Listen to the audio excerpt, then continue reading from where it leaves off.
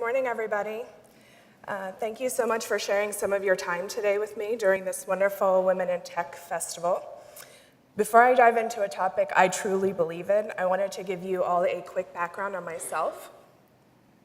So, I've spent most of my career in digital commerce now in a few different verticals, and currently I work for Ghirardelli Chocolate, which I joke really means I'm selling happiness online, right? Everyone loves a good piece of chocolate.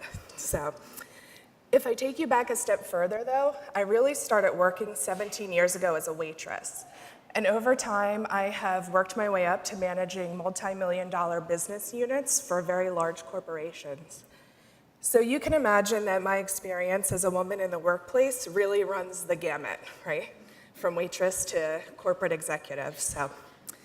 Along that journey, I've spent a fair bit of time maneuvering and trying to figure out my own personal version of assertiveness, which is where my passion for this topic really came from. So I did, though, along the way, have one very clear aha moment. So my moment was I had a male colleague of mine a few years back ask me why I started every single email with some version of "I'm sorry" or "I apologize," not only to my own team, but to the broader teams as well. And I have to be honest, the question definitely stopped me in my tracks because I never thought about it. It was just a reaction I had. And it forced me to really candidly think about what was I apologizing for during those moments. So I went home that night and I started running through all the scenarios in my head from that day that I had apologized for. So for instance, one would be, well, they ignore my last email and I feel bad that I'm bothering them again following up. Or another one would be, somebody had a really great idea and I feel terrible that it's not feasible today. Or another one would be, I keep reminding them of all the deadlines and I sound like a broken record that's nagging them, right? And running through all the analysis of these scenarios, one thing that came up for me that was very clear at the end of the day was that I'm really not sorry for these scenarios. It was just a reaction I had.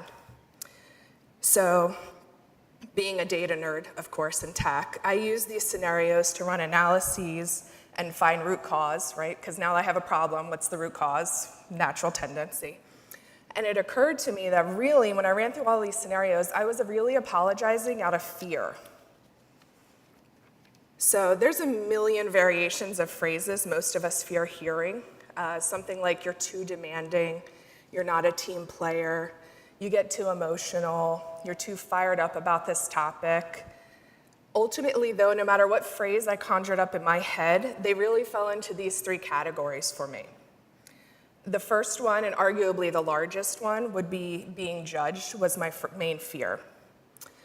So when I say judgment, it's not only your team members, because your team members know you almost the best in a lot of ways, right? You could be judged by vendors, you could be judged by cross-functional colleagues, or even your own executive team. And in this day and age, a basis for judgment could be a one-sentence email. So that's a fear I have, especially because most of my job being in e-commerce are emails, right? So it's very common that that occurs for me. The next one I had was not being seen. That was the next category for me. Obviously, this does not mean being invisible. This is not being seen for me, right? People not understanding that I had the best intentions, or that I wanted the best for the group, or that I really wanted to make a large contribution to the team. And of course, the one, everyone's favorite topic here, fear of not being liked, right? Very common. Of course, we all want to be liked while we're accomplishing all of our goals, but we all know that really at the end of the day that that's not feasible ultimately.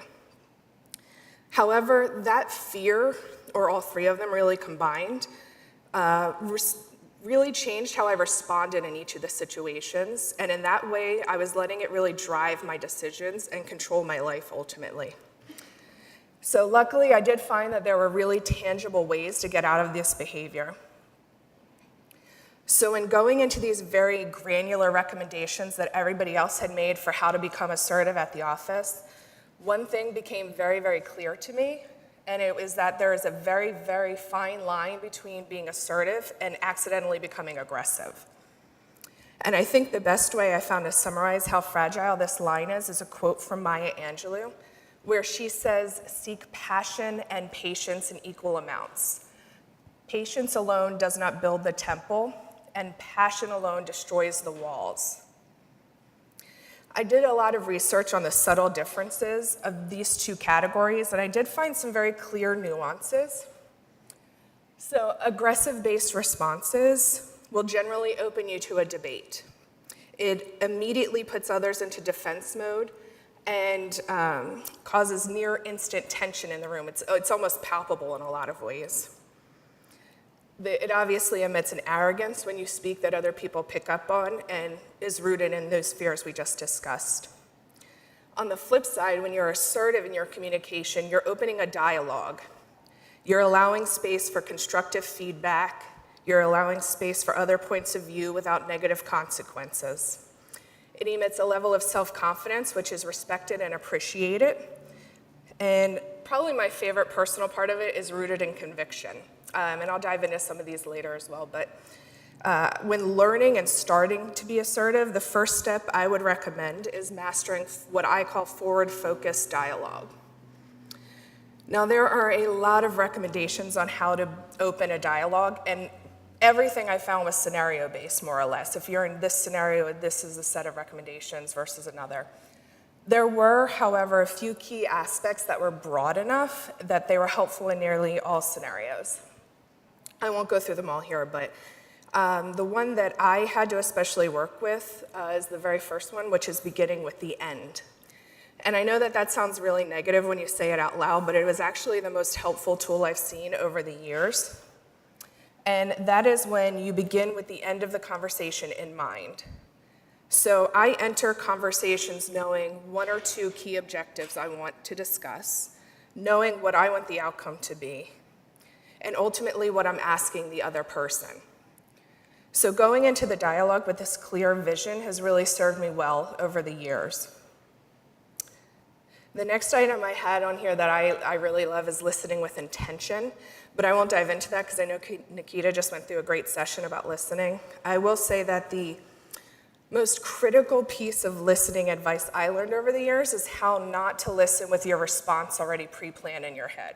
So making sure you're allowing space for them to contribute and you can react later was a skill I had to learn. And finally, choose your battles. Probably all the people in relationships here know that one are married, but finally, if you find yourself in tense or awkward moments at the office, I would recommend that you start with asking questions. I found that it is the single quickest way to de-escalate and refocus nearly every conversation you can enter. So mastering this forward-focused dialogue is definitely a conscious decision and requires work every day, but it offers a lot of rewards too. And owning these conversations can actually help you build your self-confidence as well. So within the scope of a working environment, self-confidence really is a rather well-researched topic. There have been multiple variations of confidence studies between the genders over the years, and most land on one conclusion, and it's that women generally have lower self-confidence personally and professionally than men.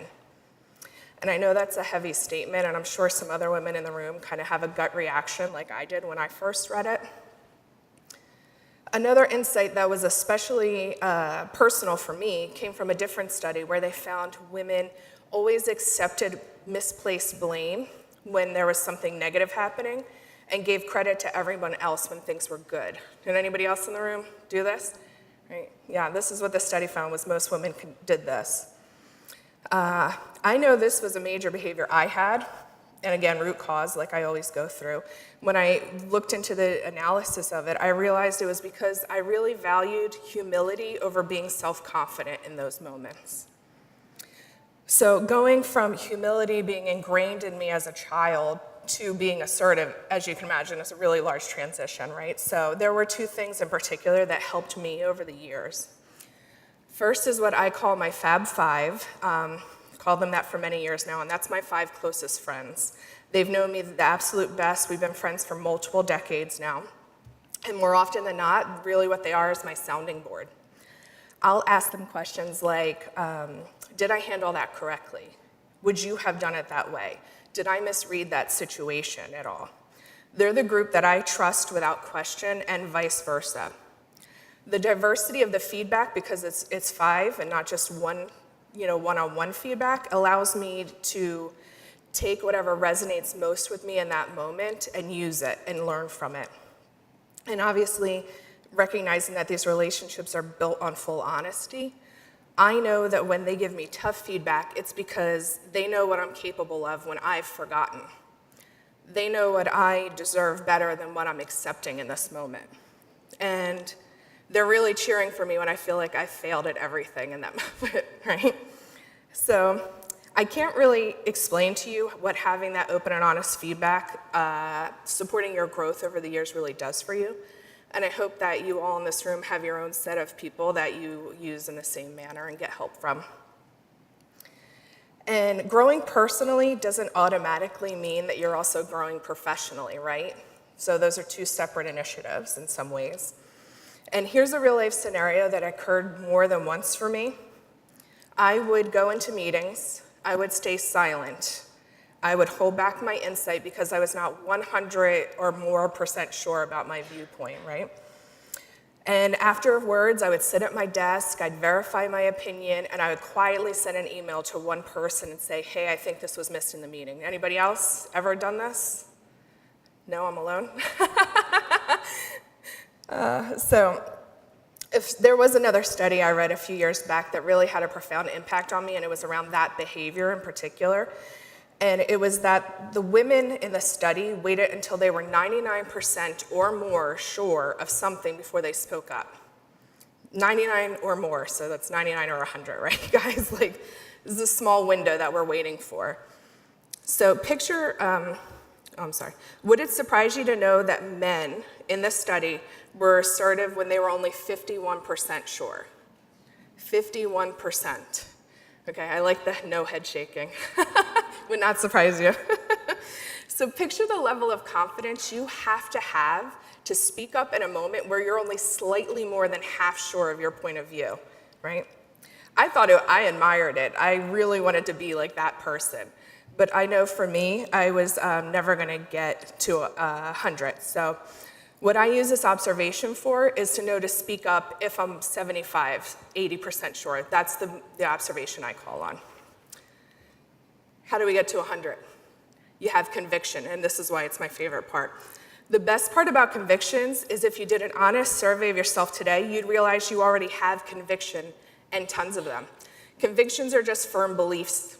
You could have a belief of how you want your company run, how you want your division run, how you want your team to operate. There's a million of them. The list really is endless. So convictions are the things that in moments of wanting to stay small and timid, we call on to become assertive. In moments of not being 100%, we speak up anyway. If you don't think you have any convictions quite yet, let me share with you one of mine that applies to every one of us in this room. Whatever company you're at or role you're in, you were selected. We are in an area where there is the top talent in the world globally in a small area. And there's a reason why the company chose you, whatever your role is, whatever it may be. You have to know inside that they chose you. Your contribution matters, and we cannot lose sight of that. The key part of this is combining your convictions with self-confidence and growing into assertiveness. So to make this idea come full circle, let's repurpose a great phrase from Lean In, name, own, change. Not being assertive is a behavior. Name your own fears. Name your negative self-narrative you have. Name any and everything taking away from your self-confidence, and take back those pieces of you. Own them, own your confidence, your convictions, your passion, your assertiveness, own your life, and you can change your story. And I had to use one of my favorite quotes of all time today, because as we change our stories, we give others permission to change theirs. Let's spend our time building each other up, cheering for each other, and asserting ourselves in the corporate world collectively. I truly believe that there are limitless possibilities for us women when we become our own best advocates and support group. I wish you all the best on all your journeys, and thank you so much for your time today.